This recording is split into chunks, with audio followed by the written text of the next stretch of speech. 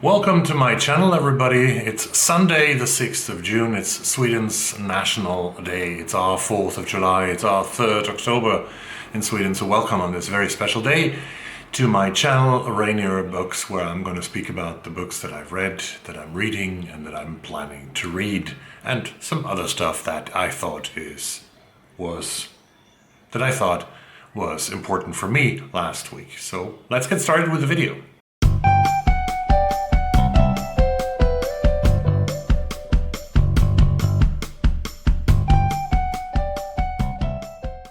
Last week was by far the best week, I think, in my reading for a long time, because I finished not one, I finished not two, I finished 3 books last week. I know that's something that a lot of you do each and every week, 3, 4 or more books, but 3 books for me is a great thing. And I finished really two very good books, which I'm not going to talk about so much for different reasons. I finished Untraceable by Sergei Lebedev, which is the first book that we are reading in the post-Soviet book club that I started. And the post-Soviet book club has currently, including myself, 6 members for the first book, and I'm very happy about that 5 people wanted to read this book together with me, and I'm very grateful for that. Thank you so much. Spasiba большое, as they say in Russian. And I think it was a great read, but I first finished the discussion with the book club about this before I do a single review about Untraceable by Sergei Lebedev. The second book that I finished, and I knew from the beginning, I read this together with Nika from Pretty Little Bibliophile, or at Pretty Little Bibliophile, and I'm going to do a single review about it and maybe even a talk with Nika. We haven't decided yet how we do this. And so I'm not going to give you a big review today either of this one, but we read Mayflies by Andrew O'Hagan. This is a great Scottish author that hopefully some of you know or already knew before. Mayflies, I didn't know him at all, I have to say that, I have to admit that. He was nominated for the Booker Prize twice, I think, with earlier works. In 2003, he was named one of the best young British novelists. He won the E.M. Forster Prize. He's a great guy in British literature and apparently one very important voice for his novel Illuminations, for example, which he was nominated with. And he also wrote an essay, 60,000-word essay for the London Book Review about the fire at Grenfell Tower in London. I'm going to read this essay as the next work that I read by Andrew O'Hagan, and I'm going to tell you something about it probably. This is a book about male friendship. It's about 2 guys whose friendship comes from their early days, from the young days when they were like 16, 17, 18, 19, 20 years, all very formative. The first part of the book is a Bildungsroman, you could say.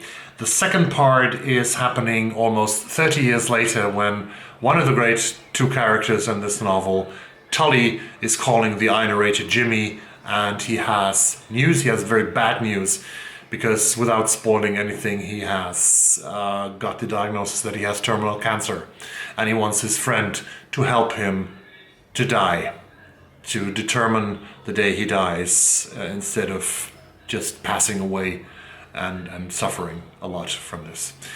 This is part of the book. I'm going to discuss this with Nika, and then I'm going to discuss it with all of you, because I think this is a book that many of you should read, but warning, you are going to cry a lot, which I did.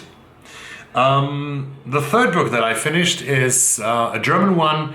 It's Das Audit by Buscha. It's some kind of a thriller, but it's also funny at times, and it's a book that I don't want to review totally, because it sort of plays in my sphere. I work for the German International Cultural Institute, and Anna Buscha, the author, has worked at the German Cultural Institute before, and she has written a novel about a German Cultural Institute in Rotterdam.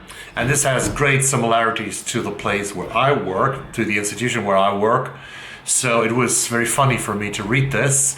As a crime novel, I expect a little bit more, but it was a funny read for me. So if you have connections to us, and if you can understand German, Das Audit is really fun to read for you.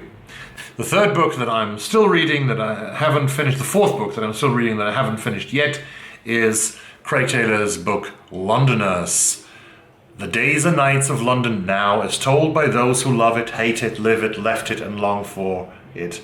Londoners by the Canadian journalist Craig Taylor. This book is actually, I discovered that, I ordered it from the library, and it's hidden in the magazine of the Stockholm Library, so you won't find it on the shelves. Unfortunately, you won't find it on the shelves. It's really a good read, although it's not as good as Ben Judah's amazing book, This is London, that is from 2016. So what is the plan for the next week? What am I going to read over the course of the next week? I'm going to continue with Londoners, of course. I have Peter Robinson's thriller, Many Rivers to Cross. It's a thriller. It's about a young boy who is found dead, and Detective Superintendent Alan Banks and his team are called to investigate who's the boy, where did he come from, was he discarded as rubbish or left as a warning to someone. He looks Middle Eastern, but no one on the East Side Estate has seen him before. Robinson is a master of writing procedural police novels. He has, I think it's his 27th novel already with Detective Superintendent Alan Banks, published by Hutter and Stoughton in 2019. And I'm going to read it because his new one, Not Dark Yet, is already out, and it's probably waiting for me from the library very, very soon. I also start reading How Beautiful We Were by Imbolo Mbue, by this author from Cameroon who has written this novel, How Beautiful We Were, about the women, especially the women in an African village who are rebelling against a company, an American company, and even against the local politicians and even national politicians, because the soil and the earth of this environment where the people are living is poisoned and is destroyed, and people get sick and even people die, and they are revolting against it and trying to fight away the negative consequences of capitalism coming to their area. How Beautiful We Were by Imbolo Mbue. I have, since I always want to read something electronic, I have started a fourth book last night. Sierra Crane Murdoch has written her first book and published her first book. It's a true crime book. It's called Yellowbird Oil Murder and a Woman's Search for Justice in Indian Country. And this is about a murder that happens on an Indian reservation in North Dakota, and it's got very great reviews, and I'm really looking forward to read this.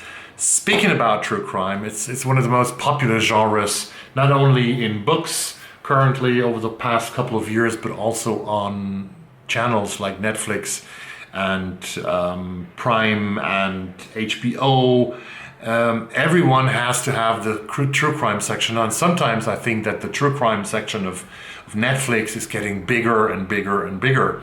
And I've seen a couple of really, really good documentaries, true crime documentaries on Netflix that not only depict crimes that have happened and their solution or their not solution, but also that are very critical about the American justice system, which actually could be questioned as a system of justice, because some people, and I saw a couple of documentaries now on Netflix, and they suggest that it's very easy to get into the system, to get into a lifelong imprisonment in an American prison without having committed a crime or the crime that you are accused of, because police has the tendency to suppress and to sort of get confessions out of people who have basically done nothing at all. I want to recommend to you the Netflix series Making a Murderer, which is about a man, Stephen Avery, who's exonerated after spending nearly 2 decades in prison for a crime he did not commit. So he's exonerated, and after 20 years he comes out of prison. Filed suit against the many Manitowoc County in Wisconsin, and several individuals involved with his arrest because they sort of manipulated evidence. Shortly after, however, Avery found himself behind bars again, this time accused of the murder of a 25-year-old photographer, Teresa Hallback. She was last seen on Avery's property where she was to photograph a vehicle that was supposed to be sold on the internet. Avery and nephew Brendan Dassey were tried and, spoiler alert, convicted of the crime. But that's not the end of the story. When Columbia graduate students Laura Ricciardi and Mara Demos read about Avery, they felt his story would make an interesting documentary, and they did it on Netflix, that documentary. And this guy, Brendan Dassey, for example, you can see the interrogations that police in Wisconsin, Manitowoc County held with him.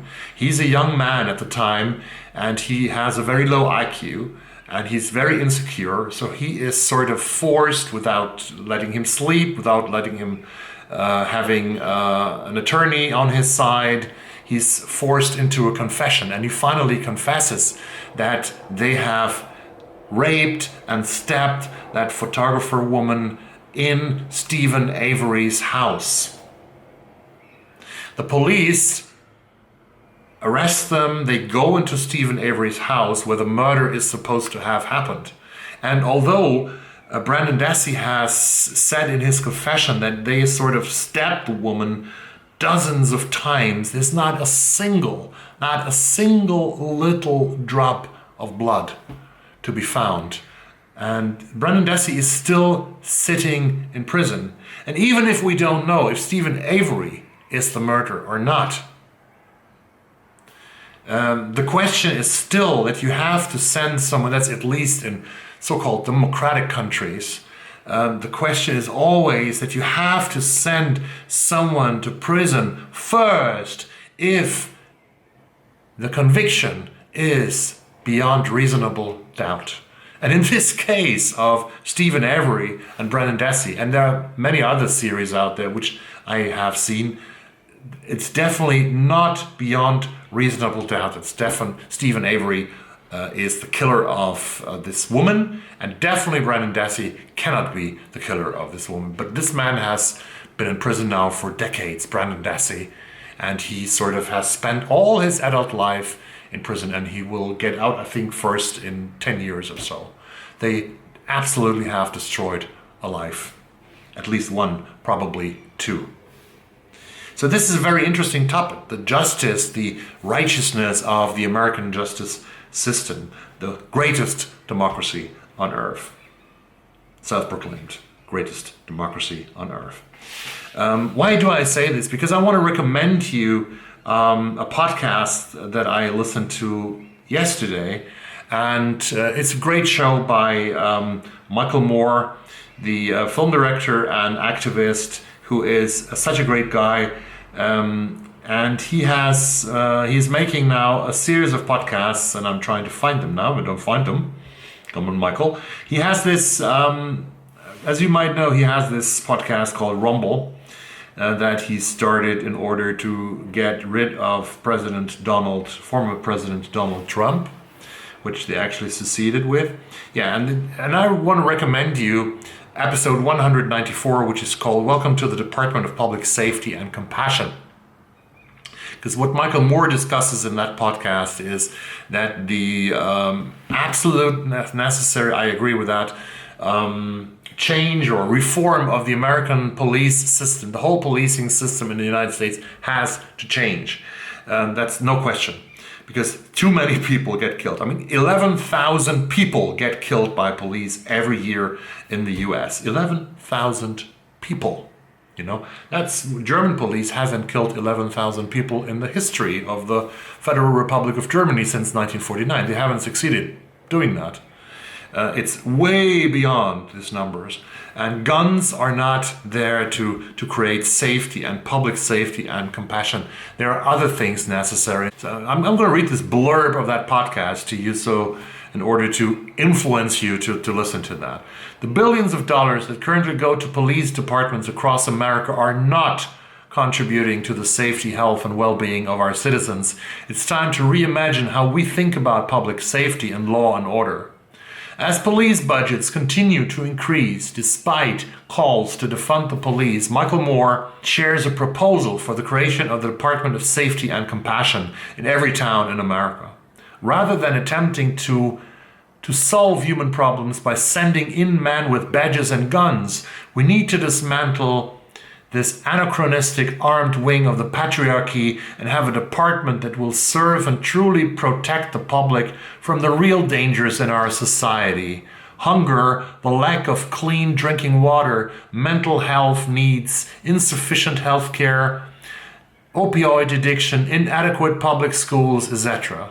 What if we had public safety officers whose sole job was to aid the homeless, the unemployed, the addicted, the mentally ill?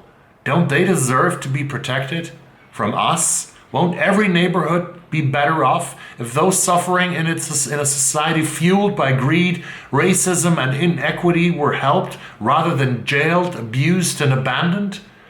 Wouldn't there in fact be less crime if we choose to attack the real crimes and that criminals who have created these appalling conditions? Instead of a militarized police state, what if we built a compassionate state staffed by those with love in their hearts and the knowledge of how to provide the actual help people need when they call 911? Defund the police? Depolice the police. Every neighborhood deserves better, much better in the 21st century, folks. Come on. That's what Michael Moore says, and Michael, this was a great show. Michael Moore is soon going to do a second show about this topic, incarceration and the American police system, and I can't wait to hear it. I fully support Mr. Moore in his doing here. That was everything that I had to say for this week, probably. Next week there will be new topics, new books. So please join me next week when I say it's time for another wrap-up. Thanks very much. Stay safe, wear a mask, and bye-bye.